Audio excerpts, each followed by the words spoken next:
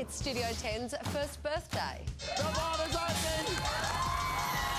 To celebrate, we're giving away a brand new cup plus the trip to China. It's our party, but you get the presents.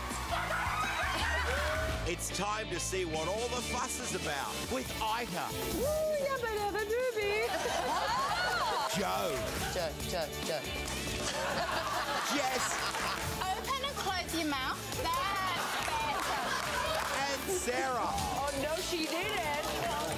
Live across Australia, it's Studio 10.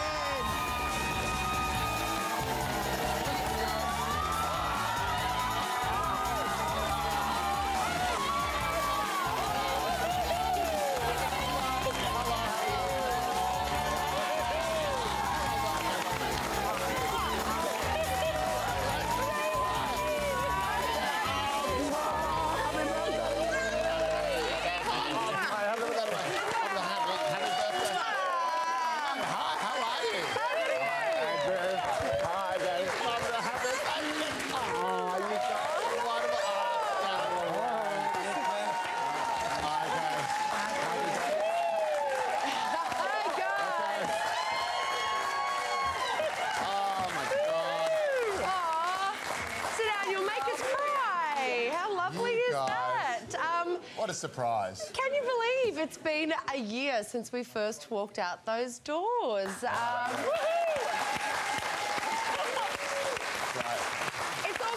know what? It's actually everyone here, all of you watching, it's your birthday as well because you've been here with us right from the start. So let's celebrate.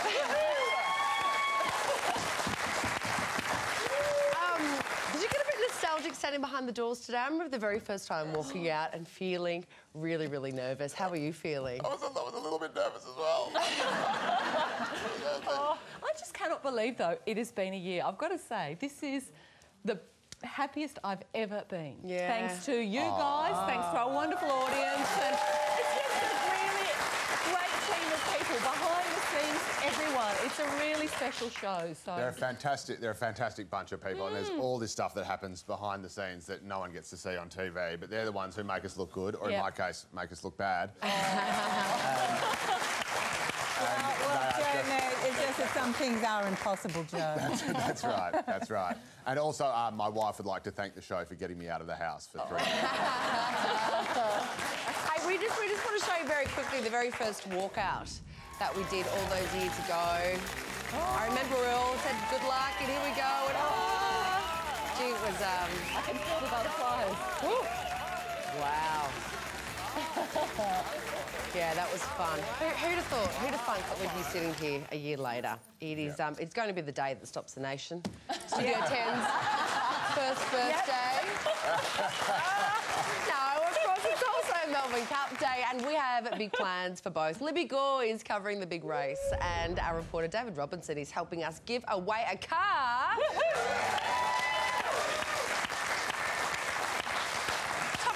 To you both. Libby, let's start with you. How's it looking down there at Flemington this morning?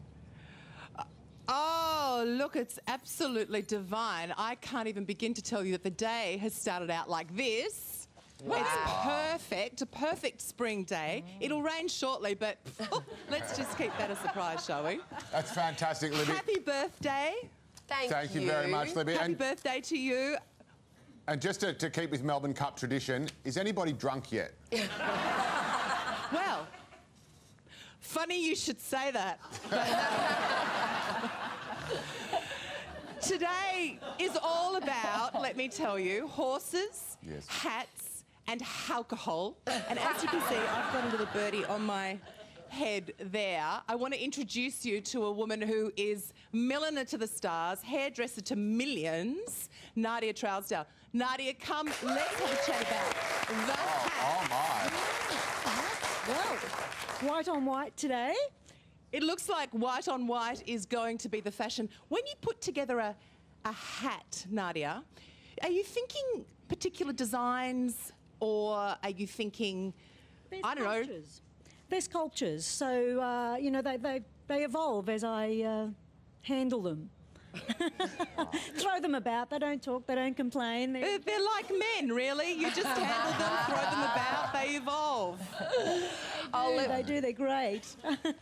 Libby, So we're here by the river. There's the race course. We can't get any closer because we don't want any more 7 versus 10 lawsuits. And we'll just avoid the bikes and wish you a very happy day and cross to you throughout the morning. Thank you, darling. We will see you very soon. Let's head over to Robbo, who is at West End Mazda in Sydney. Our one lucky viewer is getting a car this morning, Robbo. It sure is. It's very exciting. And look, we're having a massive party and you're having fun there and I'm out here because I've got a very special job. Now, it sure was a year ago that tens, maybe even hundreds of people around the country watched the first episode of Studio 10. And we've grown a little bit since then. And one very special studio audience member got a brand new car here from West End Mazda. And so we thought we'd have to do it again. We never do anything by halves. That's right, yes. That's right. So we thought we're not going to do it anything by halves. Okay, so we're going to personally deliver, and when I say we, I mean me, personally deliver this car to no matter where the winner is in the country. As soon as we finish the show, we're driving it straight there. So if your phone rings today, you could be the winner of a brand new car from West End Mazda. Wow, very exciting. What a morning. Who's going to win the car? Lots of people. Hang on, wait a minute. What if the winner lives in Tasmania? Well, Think about it. Well, it'll still happen. It'll still happen. The spirit of Tasmania will get us across there. No worries. Come on, I'll make it work. I will get the car to you. Lots of people have been uploading their cars onto our Facebook page, so it'll be very interesting to see who the winner is. Libby Gore and Robert will check back in with you very, very soon. Now, I think what we do best on this show is talk real good. Is chat and argue and debate. That is really the backbone of our show. Yep. So let's get into our hot topics for this morning. The federal government has cut pay, leave and travel entitlements to Aussie Defence Force personnel. A tribunal has upheld a decision to award soldiers, sailors and RAAF staff a 1.5% pay rise annually for 3 years.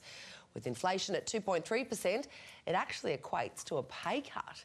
Joe, at a time when things aren't looking very good overseas, this isn't a very good incentive to join the It's extraordinary, yeah. No, it's a really bad look, and I don't know why they have done this. It is a pay cut in real terms, as blind Freddie can see. 1.5% is absolutely nothing.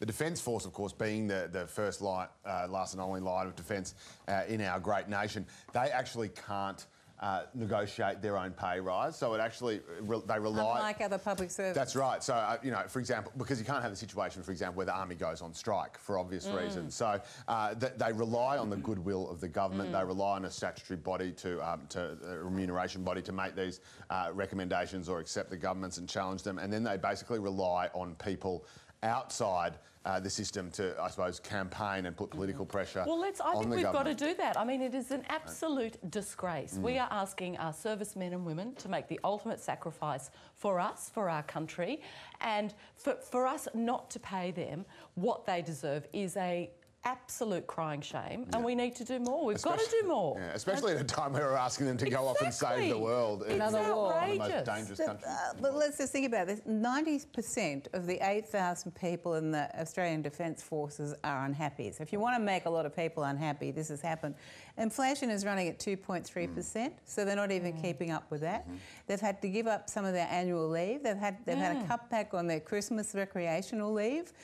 The danger money in Afghanistan has been reduced to $50. Now, you know what a private soldier gets? A flat salary is $57,901 a year. What's a base salary for an MP, do you reckon? What is it's $195,130, 2.8 times the average annual wage.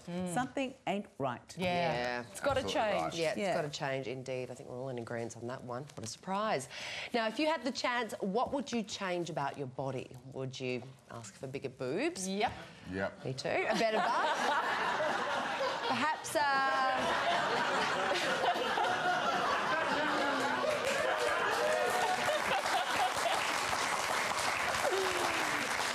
some younger looking skin? Well, this is the question asked to a group of adults and kids recently, and their answers reveal a powerful truth when it comes to body image and how things change with age. Let's take a look. Only one.